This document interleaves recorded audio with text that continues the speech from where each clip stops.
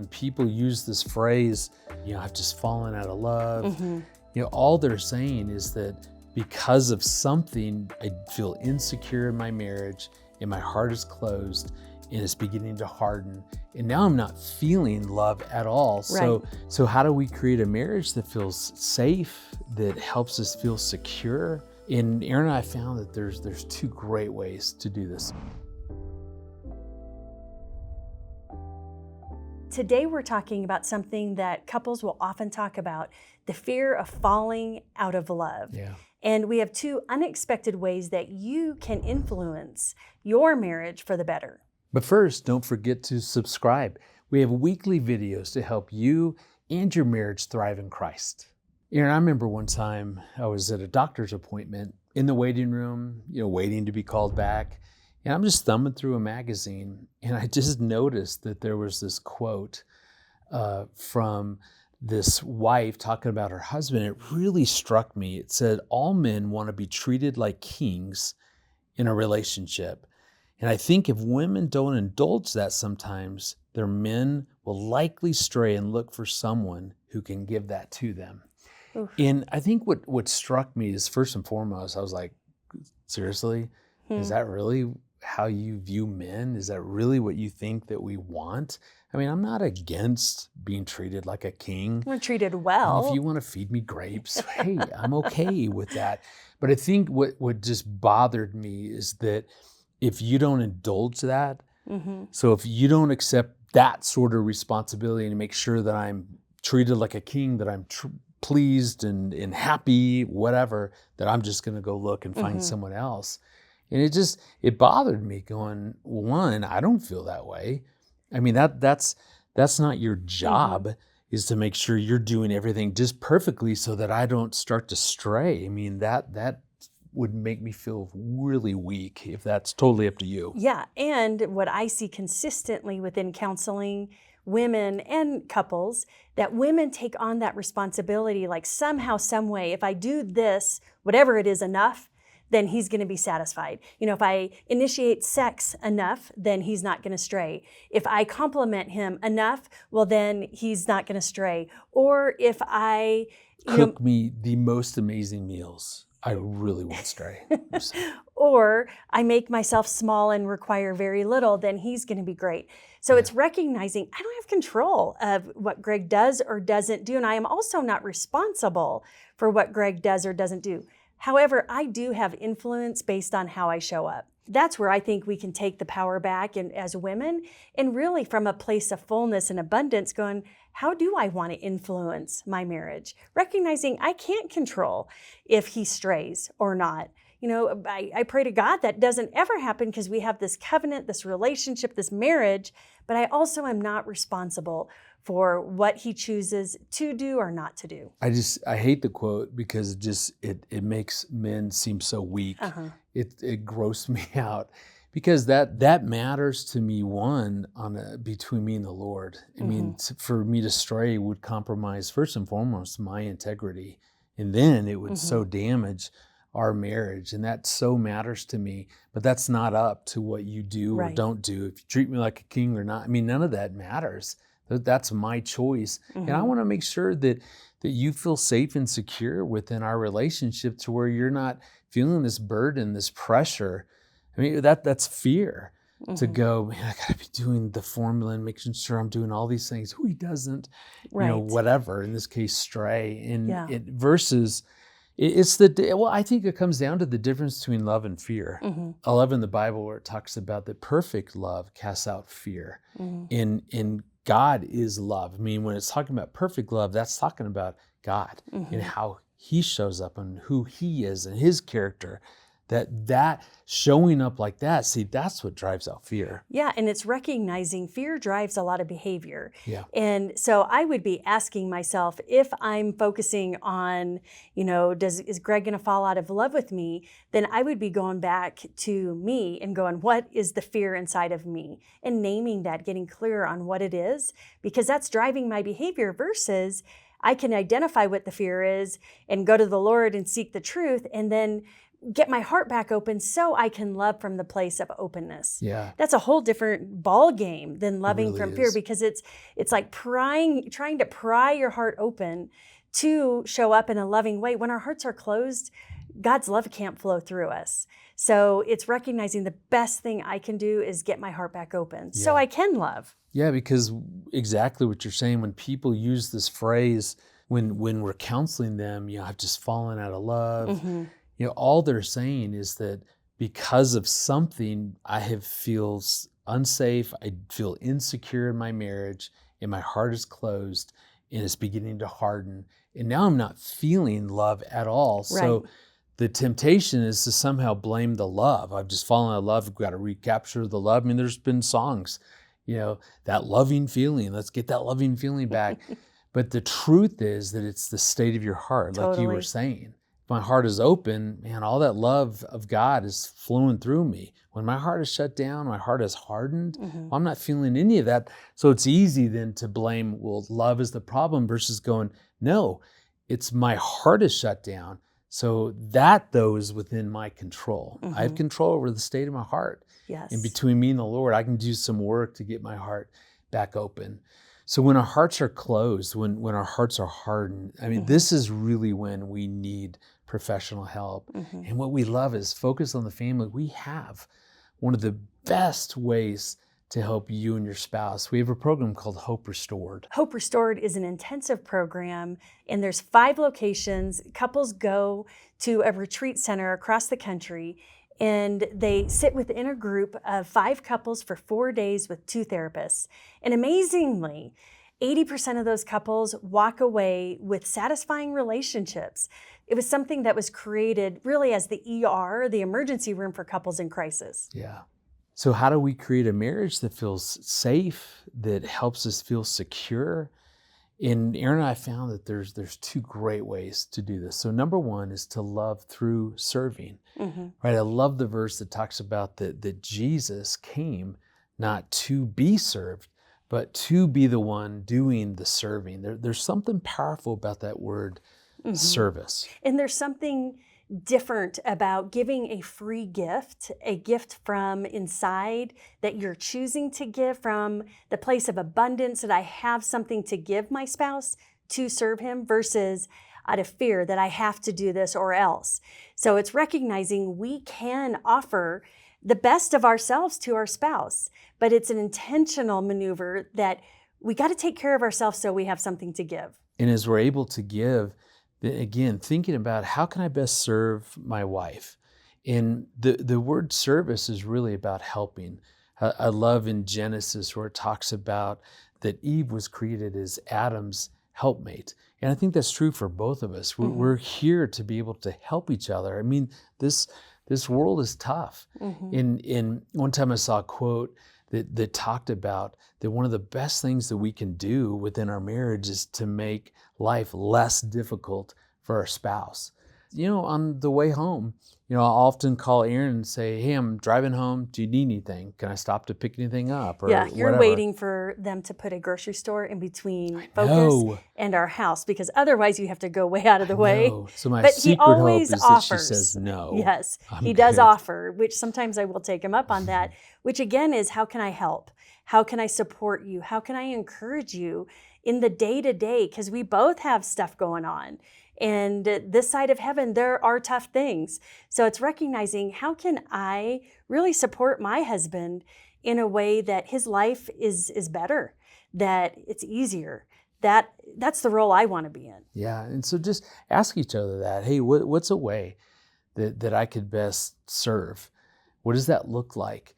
I remember one time walking in from a long day. You were there cooking dinner. You had the kids. They were young. So I mean, it just of course was chaotic. And so I could see very instantly that I was sinking. you were thinking that she needed a life preserver or something thrown to her. So I just simply said, hey, how can I help? And your response so caught me off guard. I now understand it. But at the time, it threw me, because I said, hey, how can I help? And you were frazzled. So you just kind of looked at me and said, hey, listen, you're an adult. You're a big boy. Just look around. figure out what needs to get done, jump in and do it. And I was so taken back by that because in my mind, I was like, man, I am being the world's greatest husband. I'm offering to serve my wife. How can I help you? Thinking that you'll give me some job, some chore in that moment to do, and then we'll, as a team, get it done. Yeah, and people had big reactions to this because they're like, hey, your husband was trying to help. As you've told the story before, yes, people reacted violently to it. And honestly, him asking, how can I help, to me in that moment said that all of this is my responsibility.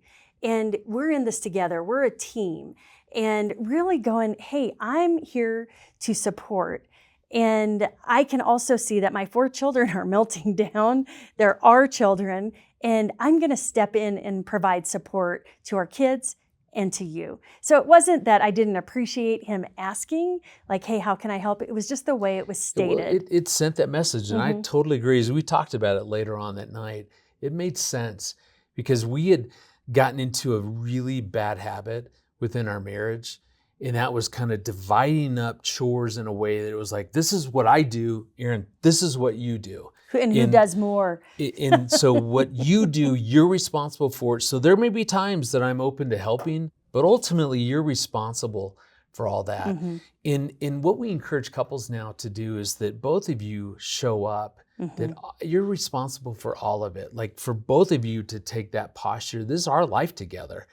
And although we may divide chores out, we're still both responsible for all of it. And that would have, if I had had that attitude and if that had been my posture, you wouldn't have even had to have said that. So that I want to defend my wife going, I get it now.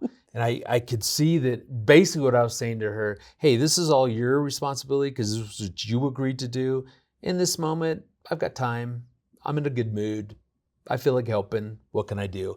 And that's what needed to be corrected. And we figured that out. And now we approach this stuff very differently. So again, the opportunity is to serve each other, to help each other out, but always from a place that we're responsible though for all of it. That just helps you posture very differently in the relationship.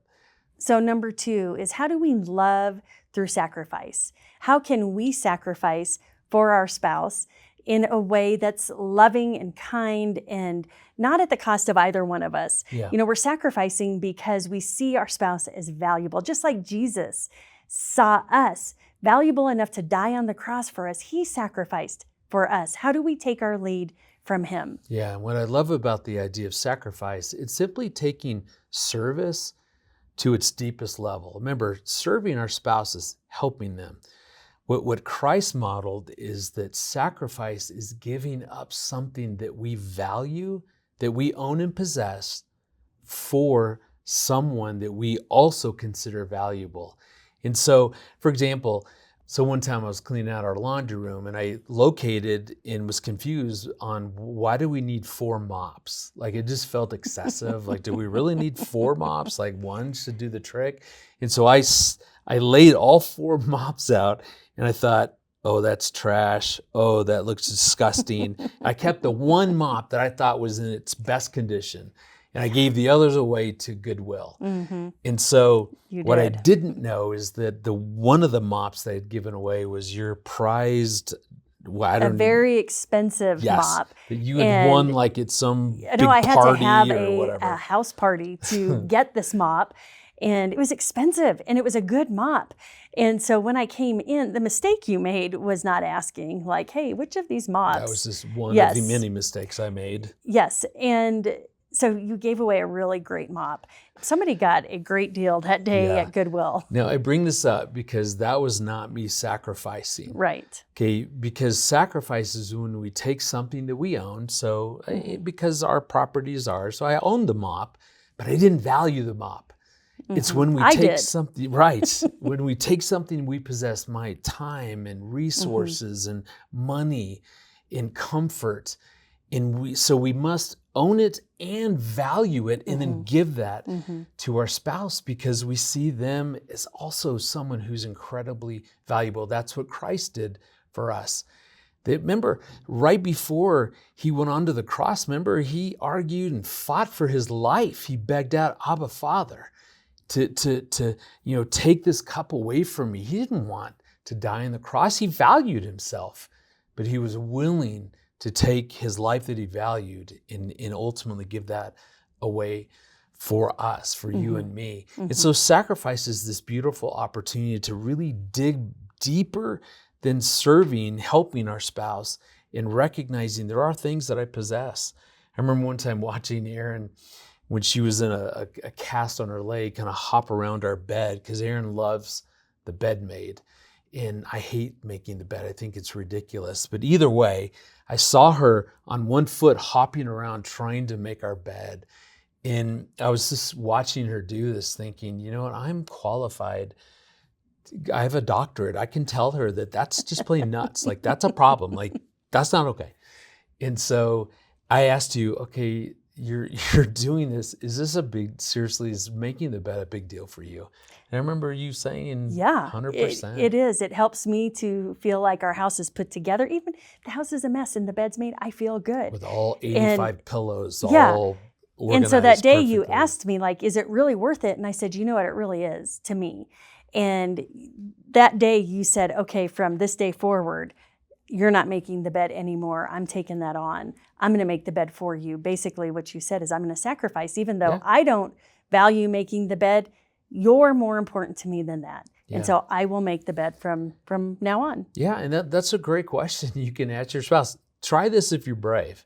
Ask your husband, your wife, that what is the chore that you hate most around our house? What do you hate, despise doing? And beyond the bed, I remember asking that one time, you talked about the dishwasher. In my mind, I was like, please don't say the dishes. Please don't say that. And because those are opportunities for us, again, to take something valuable. That's my time. That's my comfort. Those are my resources. And say, and I want to give that to you. So I'll do the dishes. I'll make the bed. You're just looking for those. Remember that we're trying to help make life less difficult for our spouse. And those are two beautiful ways. Serving our spouse, helping out, looking for ways to help, but then taking it deeper, going, boy, I want to take what I own and possess that's valuable to me, and I want to offer that to you, exactly like Christ did for us. So again, if you're brave, ask that. What's something that you hate around the house? And think about, pray about if that's something that you are willing to take on within that thinking of sacrificing for your spouse. Well, to kind of bring this full circle, remember in the beginning we talked about love and how feeling safe and secure helps keep our hearts open. So to make that practical, when we serve our spouse, when we take that deeper and sacrifice for our spouse, see, that makes the relationship feel safer. It helps it to feel more secure. And as we do that, see, that's what helps hearts stay open to each other. When two hearts are open, that's when God's loving through us. That's when we experience this connection and intimacy that we long for. It's not figuring out some formula to create intimacy. It's just recognizing, right? When hearts are open because they feel safe and secure, all that stuff usually happens. And like we talked about in the beginning, it's not that we can control our spouse, what they choose to do or not choose to do, but we have great influence in the overall environment of our relationship. So thus, based on how I show up, I influence the overall safety within our relationship. And just remember, I'm not going anywhere. So if you feel like treating me like a king, just go right ahead. If you found this information helpful, go ahead and like the video. Don't forget to subscribe. We have weekly videos to help you and your spouse and your marriage thrive in Christ.